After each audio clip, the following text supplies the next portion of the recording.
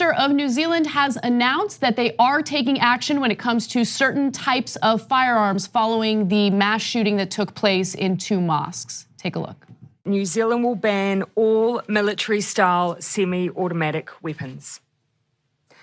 We will also ban all assault rifles. We will ban all high-capacity magazines. We will ban all parts with the ability to convert semi-automatic or any other type of firearm into a military-style semi-automatic weapon. We will ban parts that cause a firearm to generate semi-automatic, automatic, or close to automatic gunfire. In short, every semi-automatic weapon used in the terrorist attack on Friday will be banned in this country. For those listening to the podcast version of the show, that was the Prime Minister of New Zealand, Prime Minister Ardern. And she also announced that they will be doing a gun buyback program in order to offer compensation to individuals who do turn those weapons in. And she notes that they are planning on offering fair and reasonable compensation to these gun owners. So, giving them an incentive to give those guns to the government. She also noted that individuals who refuse to do so and later get caught with these guns will face a penalty. So if you're wondering what the difference is between New Zealand and the US, why they took immediate action with 3 days, and both political parties, major political parties agree, and they'll ban the weapons and they will seize them. It's now going to be illegal to have them. You must turn them in. So in the US, the most common answer that people will give is because, well, America loves guns, it's got a unique relation with guns. And that's why they didn't want to do gun control. No, that's not true. So first of all, New Zealand also loves guns. New Zealand actually has a lot of guns and used to have some of the most lax gun laws in the world, and partly and then we had this, another massacre. And so that's part of why they're taking action. But all of New Zealand is united in their outraged over this, but all of America is united in its outrage over our massacres. So now it wouldn't be anywhere near as stringent, but there is a piece of gun control legislation in America called federal background checks, where we would at least find out who's buying the guns, right? 97% of Americans agree. So what do you need, 98% or 99%? No, I mean, that is massive, unprecedented agreement. Yet our politicians say no. So the difference between us and New Zealand is not our love of guns. It's the fact that we do not have a democracy and they do. When 97% of any country wants to do something and the politicians say, I don't care. I don't care what everyone in the country thinks, we're not going to do it. That means you do not have a democracy. Those folks work for their donors. They don't work for the voters at all. So the corruption in America is unprecedented.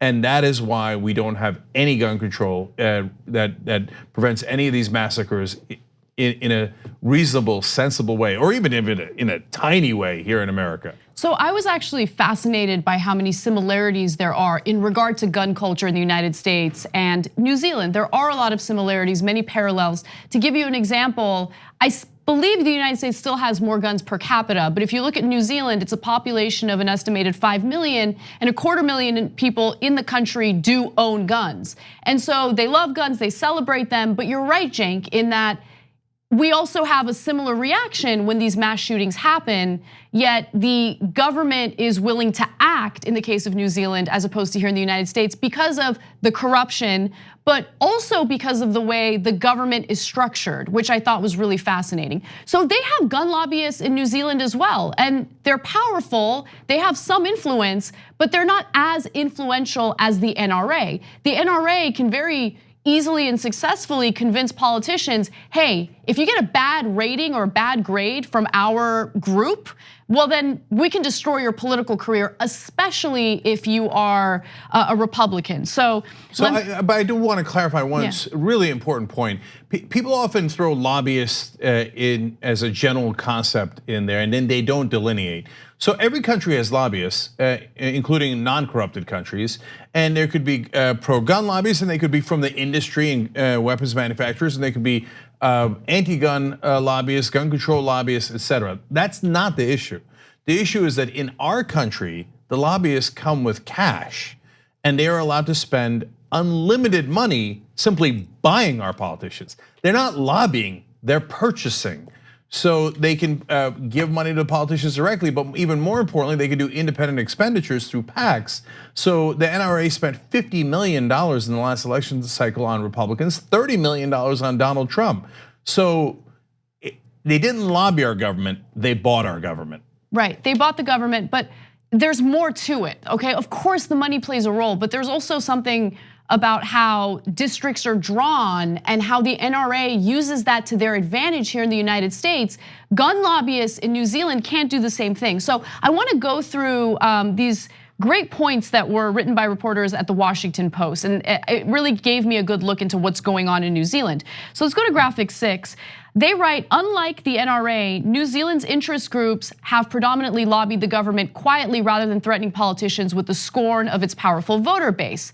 They continue to write, the US system of representation and the way congressional districts are drawn increase the significance of rural Republicans voters disproportionately. That helps explain why the NRA can pressure politicians into following its demands, even though NRA supporters account for only a fraction of all US voters. So that is true, and the smaller states in America have disproportionate power because of the way our Senate is structured. If you live in a tiny state like Rhode Island, which is a blue state, or Idaho, which is a red state, you have just as many senators as if you live in California, New York, or Texas, which are gigantic. So now that disproportionately advantages the rural states that have less people in them, and are more likely to be in favor of looser gun restrictions because they're living out in more rural areas. Okay, that is true, but what the mainstream media often leaves out of the equation is it's also easier to buy a politician from a small state. So in Idaho, buying a senator is really cheap. You don't have a major market like Los Angeles or New York. It's buying ads there is really easy. You can overpower your opponent very, very simply. And so the smaller state, as long as there's not big cities, which are more expensive advertising in those cities, right? In more rural areas, super easy to buy our senators and our congressmen. Absolutely. So in New Zealand, though, the way that their government is structured is different. As you can tell, they have a prime minister. We don't have a prime minister here. And so New Zealand's election system is designed in a way that the number of lawmakers a party has in parliament is aligned with its share among all votes cast. The mixed member proportional voting system is supposed to prevent small interest groups from being able to gain disproportionate influence over lawmakers. So they have certain safeguards that essentially force lawmakers to listen to the best interests or the concerns of the people, as opposed to the best interests or the concerns of one small interest group. Everything is kind of flipped in a different way here in the United States, where the NRA does have a lot more power because of the money and because of the way things are structured here. So that's a really good analysis by the Washington Post, and I think that that's a healthy percentage of the difference between us and New Zealand and leads to the outcome. But it is greatly frustrating. The mainstream media will never tell you the overwhelming majority of the problem is the corruption. And because they're like, oh, no, why? We can't call the esteemed gentleman from Rhode Island and Nebraska corrupt.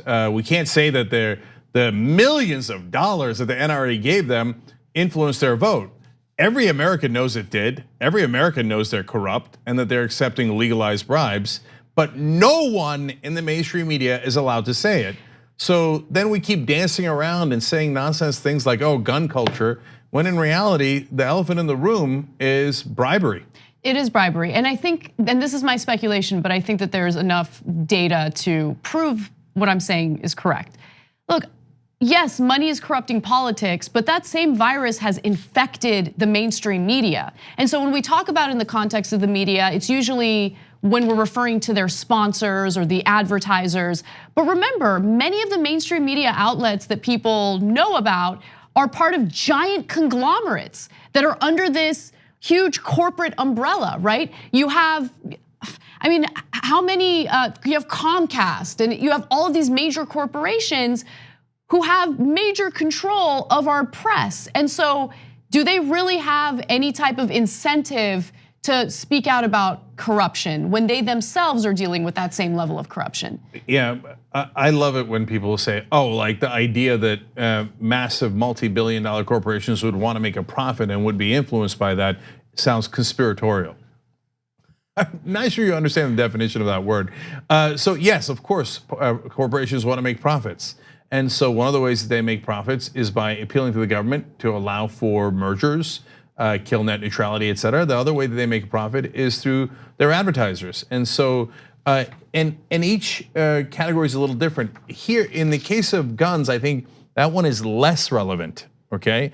In the case of drug companies, enormously relevant, because cable news, which dominates the conversation in America, runs nonstop pharmaceutical ads because their audience is generally above the age of 65. So they need things to get them going. And so those are the nonstop ads. So then CNN and all the other cable news outlets are not going to be motivated to tell you that the #1 corrupter of our politicians is the drug companies. They give more money to politicians than any other industry, but you will never hear that on cable news because they also give more money to cable news than any other industry. So this is how the corruption works. And look, we have to explain it to American citizens because there's basically a media blockade on that conversation, and they keep dancing around the major issue at hand and why we have more massacres than any other country, why we have more guns per capita, why we have more gun homicides per capita, gun suicides per capita than anywhere. It's because of this phenomenon that the rest of the media is not allowed to talk about. And we also explain it to the international audience because they're usually, their opinion of America these days is not super high, but are generally really surprised to find out how corrupt America is. And that it's become basically a banana republic where any lobbyist can walk in with a check and buy any politician and block regulations or laws that are enormously, unbelievably popular. Right. And so I wanted to just end this conversation about New Zealand versus the United States by looking into the type of gun laws that they already had on the books. I mean, how much more, I don't want to say difficult, but how many safeguards they have when it comes to the process of buying a gun.